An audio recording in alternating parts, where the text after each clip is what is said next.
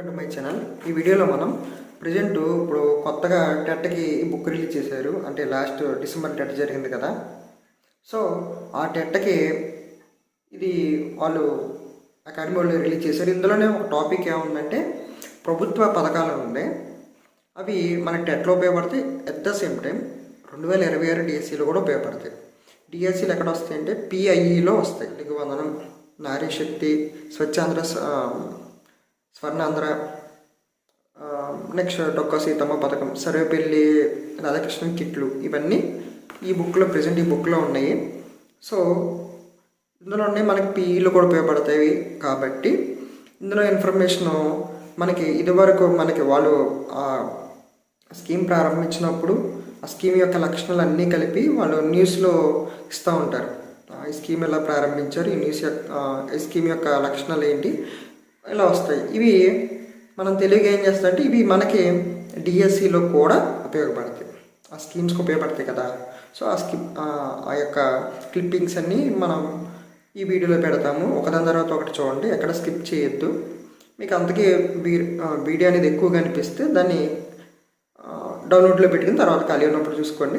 కానీ పక్కాగా 2 బిట్లు లేదా 1 మార్కు. డిఎస్సిలో 1 బిట్ హాఫ్ మార్క్ కదా, 2 హాఫ్లో 1 మార్క్ వస్తుంది. సో వీడియో చూస్తే చాలు, పెద్దగా ఏం చదవక్కర్లేదు. 1-2 సార్లు చూస్తే ఆ వీడియో అదే గుర్తుండిపోద్ది. Let's start. ఇంటర్మీడియట్ విద్యార్థులకు డొక్కా సీతమ్మ మధ్యాహ్న భోజన పథకాన్ని మంత్రి లోకేష్ ప్రారంభించారు. విజయవాడ సెంట్రల్ నియోజకవర్గం పాయికాపురం ప్రభుత్వ జూనియర్ కళాశాలలో శ్రీకారం చుట్టారు. 1వ తరగతి నుంచి ఇంటర్ ఫస్ట్ ఇయర్ విద్యార్థుల వరకు ఈ పథకం అమలు కాబోతోంది. తల్లికి వందనం కింద ప్రతి విద్యార్థికి 15,000 అందిస్తోంది ప్రభుత్వము. అందులో 2,000 విద్యాసంస్థల నిర్వహణ కోసం కేటాయిస్తారు.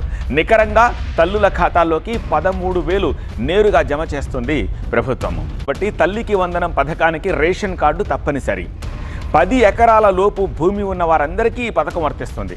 విద్యార్థులకు 75% హాజరు తప్పనిసరిగా ఉండాలనే ప్రభుత్వ నిబంధన ఉంది.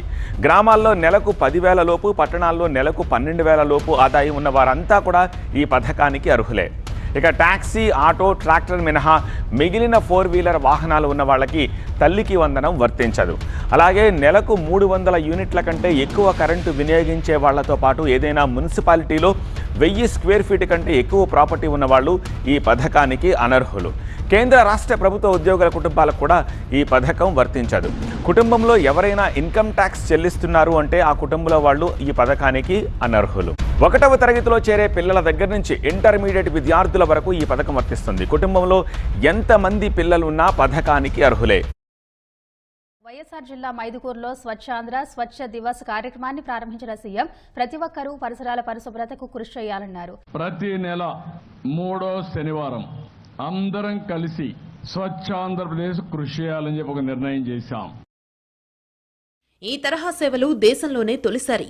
మంత్రి నారా లోకేష్ ఈ సర్వీస్ ని ప్రారంభించారు. దీనికోసం అధికారిక వాట్సాప్ నంబర్ 9552300009 ను కేటాయించారు. మొదటి విడతలో 161 సర్వీసెస్ లాంచ్ చేస్తున్నాం.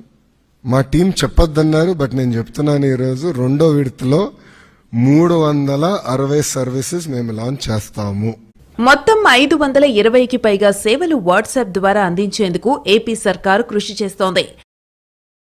బడులు తెరుచుకున్న రోజే పిల్లలకు సర్వేపల్లి రాధాకృష్ణన్ విద్యార్థి మిత్ర కిట్ల పంపిణీకి ఏర్పాట్లు చేసింది. పాఠ్య పుస్తకాలు, work books, note books, Oxford dictionary, 3 జతల ఏకరూప దుస్తులు, బ్యాగ్, బూట్లు, 2 జతల సాక్స్లు, బెల్ట్తో కూడిన కిట్ను ఈ నెల 20న నిర్వహించే మెగా పీటీఎం నాటికి విద్యార్థులకు అందించే ఏర్పాట్లు చేసింది. విద్యార్థులకు అందించే ఒక్కొక్క కిట్ మీద రాష్ట్ర ప్రభుత్వం దాదాపు 2,279 రూపాయలను ఖర్చు చేస్తోంది. 2025-26 విద్యా సంవత్సరానికి సంబంధించి 35,94,774 మంది విద్యార్థులకు ఈ రాష్ట్ర ప్రభుత్వం ఈ కిట్ను కొనుగోలు చేస్తుంది. దీనికి సంబంధించి 953.71 కోట్లను రాష్ట్ర ప్రభుత్వం వ్యయం చేస్తోంది.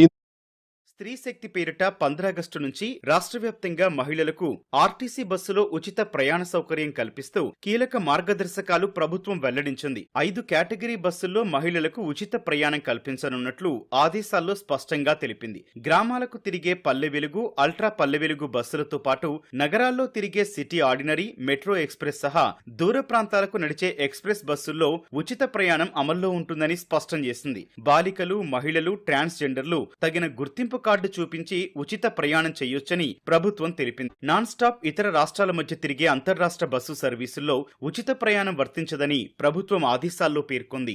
దీంతో పాటు తిరుమల, తిరుపతి మధ్య నడిచే సప్తగిరి ఎక్స్ప్రెస్ సహా దూర ప్రాంతాలకు నడిచే ultra deluxe, super luxury, star liner sleeper తో పాటు అన్ని ఏసీ బస్సుల్లోనూ ఉచిత ప్రయాణం పథకం వర్తించదని స్పష్టం చేసింది.